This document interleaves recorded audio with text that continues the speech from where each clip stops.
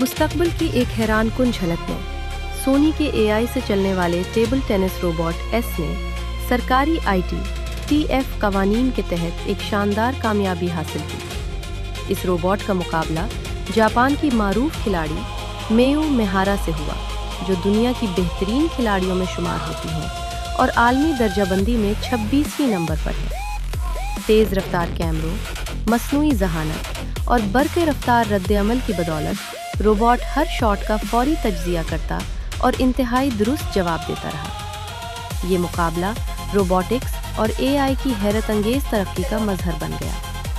इस कामयाबी ने खेलों में मसनूई जहानत के मुस्तकबिल पर नई बहस छेड़ दी है।